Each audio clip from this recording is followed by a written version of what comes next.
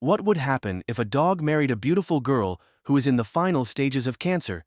And you might be even more surprised when they do this in public. The episode begins with the Griffin family sitting on the sofa while Brian sneaks steps toward the door. Hey, Brian, that hat makes you look like a wang. Squat and white with a dark mushroom cap like Michael Jackson. Is that true? Yes. Brian, why are you dressed like a douche who hangs out with multiracial friends in a McDonald's commercial? Okay. Let me guess, Bri. You're off to try and get laid at some sad nightclub. Shut up, Stewie. I'm not just out for sex. I want a woman who I can spend the rest of my life with. Wearing a cowboy hat and trendy headphones, Brian walks into the bar to flirt with the tall girls in short dresses. How about the Verizon guy moving over to Sprint, huh? I can't understand you. Does anyone here speak old, dude? Hey, might I Pinterest you in a drink .0? After being rejected by all of them, Brian feels discouraged. Suddenly, from behind, a beautiful girl in a green dress approaches to greet him. I'm Jess. Thanks, I'm Brian. Well, Jess, bottoms up. If you're lucky. I like you, Brian. You actually say what's on your mind. Hey, life's too short, right? I've been diagnosed with non-Hodgkin's lymphoma. Oh, you know, cancer? Oh my God, I thought I smelled cancer. Still want to go back to my place? Sounds great. Or as young people say, #yes. Shortly after, Brian and Jess head to a nearby hotel together. Can you believe it? A dog had a passionate night with a young girl diagnosed with cancer. Ready to go again? Well, I need time. I would like to help you cross off every single item on this list. Aw, you would do that for me? Have you always been so... Freaky? No, but when I got my diagnosis, I made a bucket list of wild sex stuff I want to try. Jess? But isn't that only if you eat it? I'm still recovering from that one thing you did that was so obscene it couldn't even be described on lame, dying network TV. All except for number 17. I'm allergic to chocolate. You know what? Let me make a phone call. Leaving the hotel, they even got intimate on the plane, causing nearby passengers to panic. I mean, you don't even need to be here right now. I'm just some woman. Stepping out of a pizza shop, Jess expresses her fondness for Stewie's family, and vice versa. Stewie really likes her too. However, her condition has recurred. I like your family. They're scumbags. I really like you. I can't remember the last time I felt this happy. I feel dizzy. Me too. This all happened so fast. Jess? Are you okay? Are you guys still leaving? Oh, yeah, sorry. Jess is then taken to the hospital. The doctor fears that Jess's condition has become too serious. Brian is always by her side, holding her hand. Jess, I'll come right out and say it. The cancer did not respond to treatment and has spread throughout your body. You've got approximately 2 weeks left to live. I'm so sorry, Jess.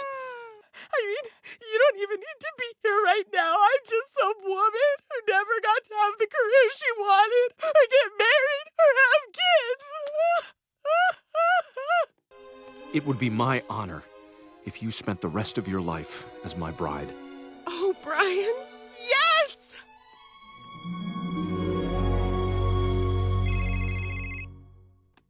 Oh, this is my vet.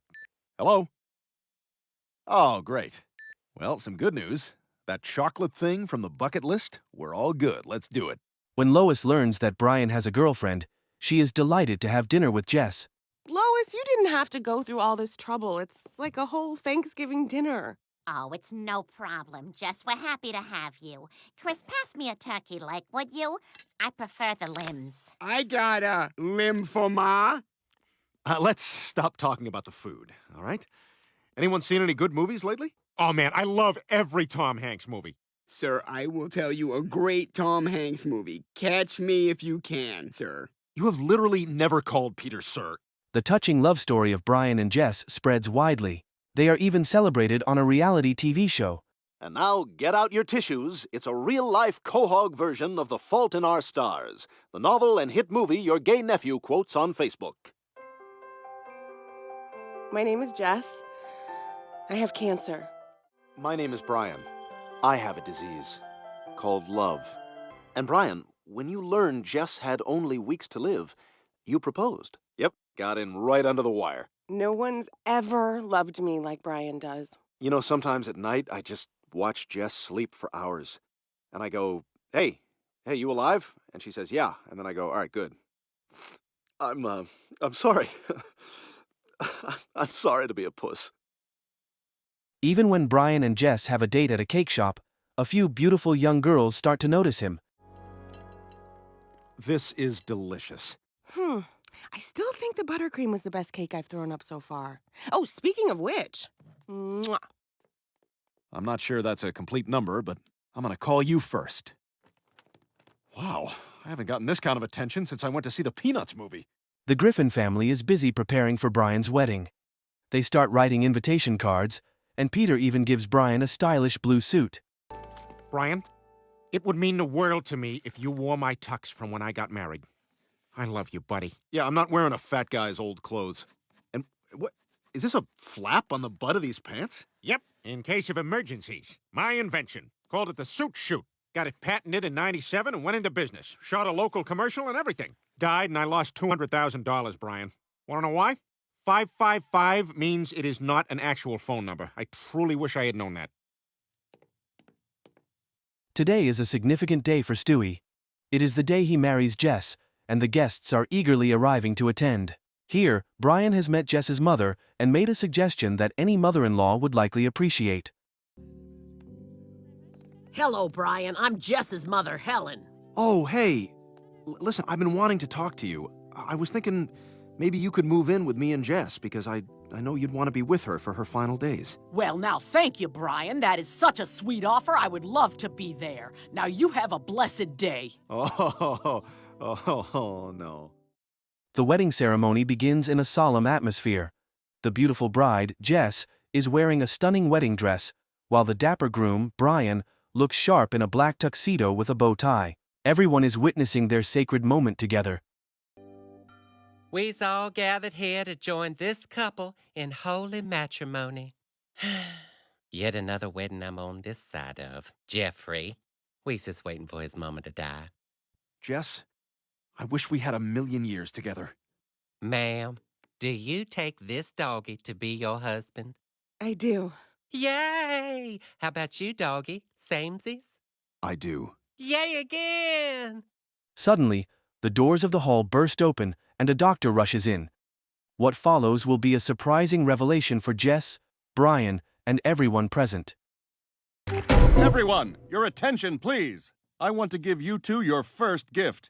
These are your latest test results, Jess, and they're remarkable. Meaning what? Meaning Jess is going to live. Brian and Jess have moved into an old house filled with many cats. Jess has noticeably gained weight, causing her to lose some of her previous beauty. Okay, that's the last box. Oh, you're so glad to be back with me, aren't you? Mommy was so sad when she had to push you all up for adoption. Yes, she was. Ooh, I'm going straight to the kitchen to make my favorite meal in a tiny apartment. Microwaved salmon. So, Bri, this is once again your hellhole. I was going to help you move in, but you don't really own anything, do you? Stewie, I've got to get out of this. You were right all along, okay? I'm not ready to be married. I gotta get a divorce. Oh, that'll go over well after you paraded your great love around town. Which reminds me, your follow-up Tom Tucker profile is coming on now. The doctors say it's the most incredible recovery they've ever seen. And it's all because of Brian's love. And medicine. And let's not forget good old Western medicine. Plenty of medicine out there. So, without Brian's love, you could relapse or even die. Yes. No. Up and running. Well, Brian, I think I speak for all of us when I say, if you ever take that love away from Jess, I hope people walk right up to you on the street and punch you in the junk. After the wedding, they went on their honeymoon in Bath Hole. Jess, too excited, continuously ate and drank, leaving the room cluttered with plates and food. In contrast, this made Brian feel uncomfortable. It seemed he no longer loved Jess. Oh my God. It is so incredible having my appetite back. This turned me on, too. Brian, did you hear that? Mm-hmm. Remember what the doctor said? Flatulence means my digestive system is working again.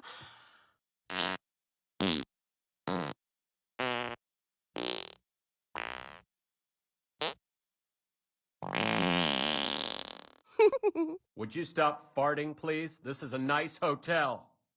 In the following days, Brian became despondent. He drank beer while dealing with the troublesome cats. Brian, look! Holy! I know. My hair's growing back. What do you think? You look like a baby doll found in hurricane rubble. Aw, I'm your baby doll. I'll get it. Ain't that something to flip your biscuit? Mom, guess what? My farts are back. Mine never went away.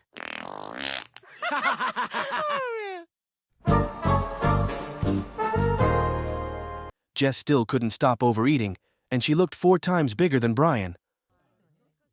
Will you get me more salsa? Uh-huh.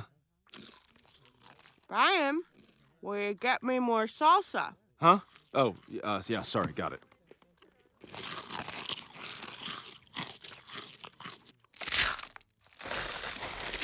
They only had mild.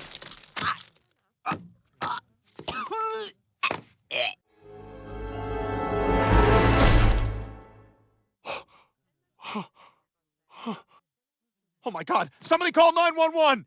The very next day, Jess's funeral took place, much to everyone's regret, except for Stewie.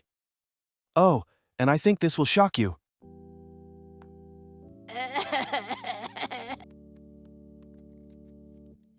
I'd like to thank you all for coming to honor the memory of my beloved wife, Jess. I'm sorry, I'm just realizing I never caught her last name. I would give anything if she were still here with me. I'm okay. It's a miracle!